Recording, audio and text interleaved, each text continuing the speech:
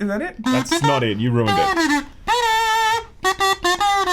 That's a Batman theme, everybody. So today we're talking about Batman. That's not Batman, that's Spider-Man. Guys, welcome back. It turns out that the Avengers game coming out, it needs all the help it can get. And it really was kind of intent to shoot itself in the foot today when it announced that Spidey is going to be an exclusive to the PlayStation platform, coming out next year as a free character. This is a garbage tier move, sadly, that has kind of angered pretty much everyone, because it feels like we all own Spider-Man at this point. This is not just a thing that you can carve up and sell out to certain people. People are mad, and we're going to talk about it. People are grumpy, and let's get into it. After the drop. Oh, after the drop now.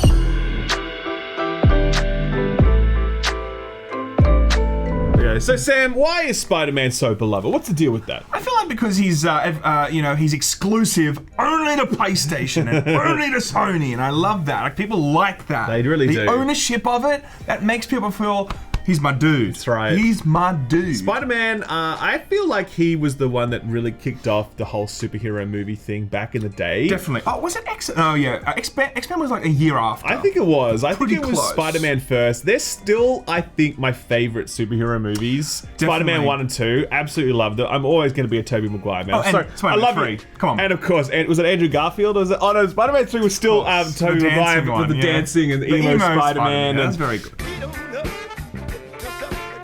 For God's sake, turn it off! Turn it off! Look, I love those movies. I am a huge Spider-Man fan from back in my youth as well, when I used to get the comics and all this sort of stuff. I mean, Spidey really does sort of like, he's like part of our pop culture heritage. Do you know what I mean? Collectively, we all feel kind of connected to Spider-Man on some level. Definitely, and we were at the age where, I think I was like 11 or something when I went and saw that movie. It was just like, holy crap, I've never seen something so awesome. And by the way, Ralph has a comic collection of like how many? A lot of comics. Like 4,000 or 5,000 comics? A lot of comics. He's a loser, okay? Back in the day, but you know what? It's okay to be a loser on Laymen Exactly when it right. comes to comics, everybody. So there's a lot of people that love Spider-Man, and you're right, it did kick off a giant thing. Now, it does annoy people when we see our friendly neighborhood dude only on certain platforms when it comes to content that's going to be a game that's going to be on all consoles, or at least Xbox One and PlayStation. So the announcement comes today from the official PlayStation Twitter feed. It reads, "Your friendly neighborhood Spider-Man comes to Marvel Avengers exclusively on PlayStation. Crystal Dynamics, who are the developers, offer early details on its own unique take on the post-launch hero."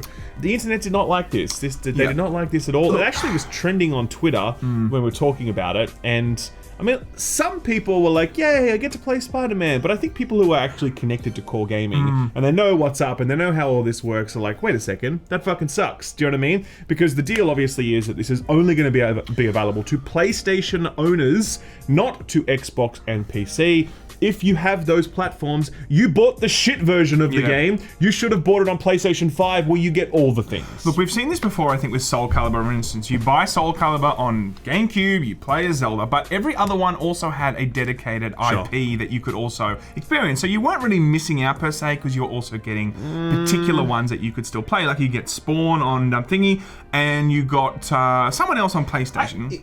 But like, I think just to head a lot of that off, right? So I think there's a lot of whataboutism that goes on when it comes to console exclusive deals, okay? Because people can point to like, hey, the Soul Calibur characters and, the exclusive levels in Destiny and the exclusive studios that get bought by Microsoft and the timed console exclusive stuff where it comes to this place for 6 months and then it's later, whatever.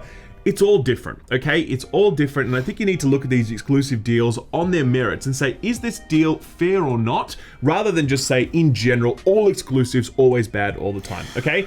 This deal fucking sucks. This deal is a case of if you've bought the Xbox version of the game, you are never going to get Spider-Man ever. You always have the shitter version of the game, and Spider-Man is a big deal, man. It really sucks to know that you're never going to be able to experience that. And look, there's going to be people out there that put the argument forward that Sony owns Spider-Man, so they kind of should have the exclusive rights with him on PlayStation. We've seen him in the MCU universe. We can see that they do strike deals that work across different areas of different companies and all this kind of stuff. It does suck to see this because a lot of people that are on Xbox now, as you said, will not now be able to play this. Sure. It'd be different if it was a timed exclusive, which I still wouldn't agree with per se, but like I would be more open to the idea of, they've made a fantastic re-entry into the Spider-Man game, Insomniac Games, and maybe they just want to have a timed exclusive to get some of those sales, but to see it never coming anywhere else does kind of suck. Yeah, I mean, even then, like, you know, this is not the first of these deals that Sony's worked on. Most recently, they did Call of Duty Modern Warfare, where the Spec Ops mode was exclusive to PlayStation.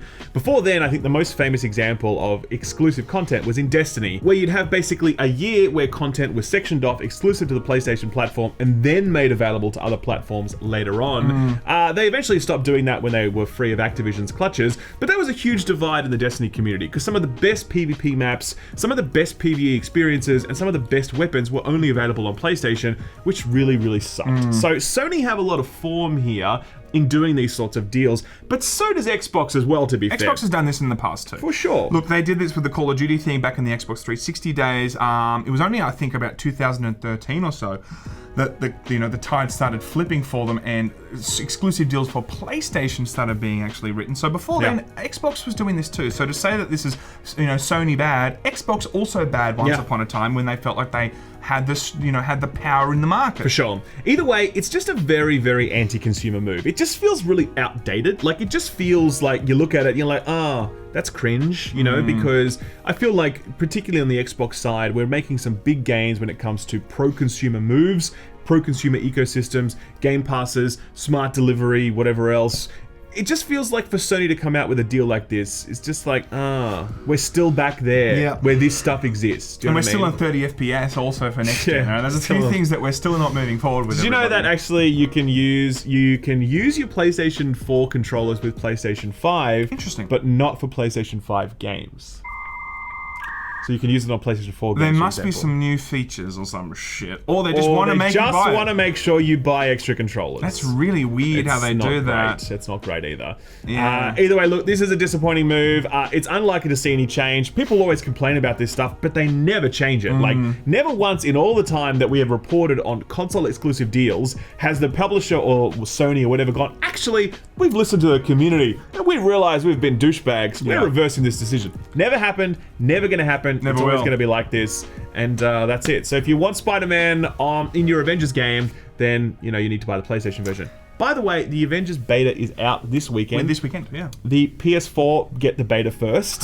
The other platforms will get the beta later on. Like how later on? We're talking like a day or like a month? Like next weekend. So I have to wait like a week for it, and then there's like 2 more betas. That could be a population pool thing. They want to actually just make. But it's interesting that Sony gets it first, everybody. That's, I think, the point we're trying to make. Exactly. But look, we've seen other games do that too, where they try and break it up over different weekends. So, who knows? Still pretty shitty if you're an Xbox player. You're not only getting Spider-Man, you're also waiting another week for the beta. I'm still looking forward to the Avengers game, right? As I said, I played it, and I was like, this is fun. I'm not expecting that I'm going to want to play it forever, like they're kind of hoping that we want to, like this live service thing.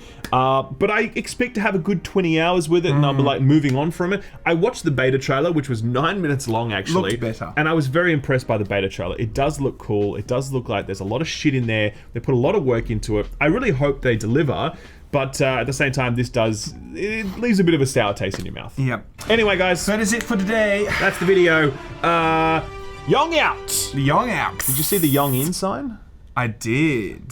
This is the Yong in dojo. Young in dojo. He took Joe Rogan's advice. Yong opened the dojo. He's getting out of gaming. Can't believe it. Amazing. You're no longer wasting your time, Yong. We're proud of you. Nice.